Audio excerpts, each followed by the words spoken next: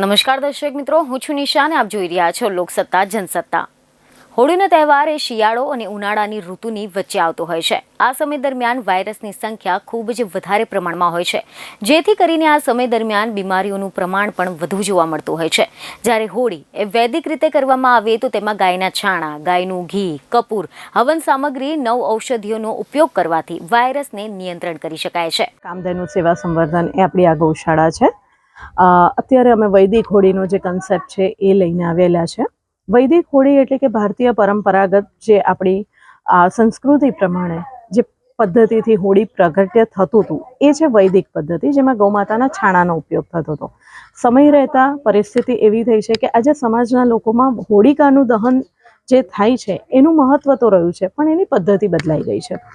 કે હોળીનો સૌથી પહેલાં તો તમને એનું મહત્વ સમજાવું કે હોળી પ્રાગટ્ય એટલા માટે કરવામાં આવે છે કારણ કે આ વસંત પર્વ છે। વસંત ઋતુની અંદર સૌથી વધારે બેક્ટેરિયા, વાયરસનો ઉપદ્રવ થતો હોય છે અને એનાથી બીમારીઓ ફેલાતી હોય છે।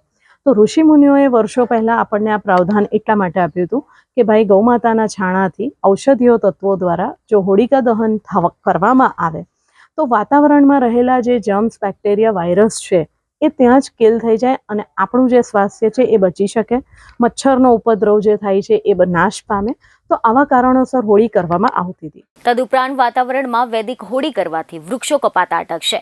લાકડાની હોળીમાં પ્રદૂષણ થતું હોય છે, જ્યારે ગાયના છાણાની હોળી કરવાથી ભરપૂર માત્રામાં ઓક્સિજન ઉત્પન્ન થાય છે અને સાત્વિક વાતાવરણ ઉત્પન્ન થતું હોય છે। ત્યારે વડોદરાની એક ગૌશાળામાં દેશી ગૌવંશજને પાળવામાં આવે છે, ખાસ કરીને એવી ગાયો કે જે તરછોડાયેલી હોય, અપંગ હોય, દૂધ ન આપતી હોય કે બીમાર અથવા તો કતલખાને મોકલવામાં આવતી હોય તેવી ગાયને બચાવીને અહીંયા સાચવવામાં આવે છે। એની સાથે હું સમાજના લોકોને એક બીજું પણ મહત્વ બતાવવા માંગુ છું કે ભાઈ જ્યારે હોળી કરવામાં આવે છે ત્યારે ઘણા બધા વાયુ પણ ઉત્પન્ન થતા હોય છે કે એઝ પર ધ રિસર્ચ એ સાબિત થયું છે કે જ્યારે ગૌમાતાના છાણા જે છે એની સાથે ઔષધીય તત્વને ઘી ભળે છે તો એ 300 ગણો ઓક્સિજન પેદા કરે છે।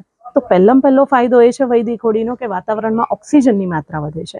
બીજું કે આ દરમિયાન પ્રોપેન વાયુ ઉત્પન્ન થાય છે। પ્રોપેન વાયુ જે ઉત્પન્ન થાય છે એ વરસાદને ખેંચી લાવવા માટે સક્ષમ છે, જેનાથી વરસાદ આવે છે અને આપણું જે વાતાવરણ છે એ મેન્ટેન થાય છે।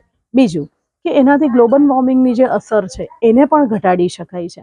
તમે જણાવી દઈએ કે વૈદિક હોળીની કિટમાં 121 કિલો છાણ, 500 ગ્રામ ગાયનું ઘી, 1 લીટર ઔષધિઓનું તેલ, 500 ગ્રામ 7 જાતના ઘાણ, 100 ગ્રામ કપૂર, 100 ગ્રામ ગુગળ, 500 ગ્રામ હવન સામગ્રી, સમિધો, પૂજાપો, ઘાસ, 1 નંગ નારિયેળ એમ 11 પ્રકારની વસ્તુઓ આપવામાં આવશે। બીજને ખબરો સાથે ફરી મળીશું। ધન્યવાદ।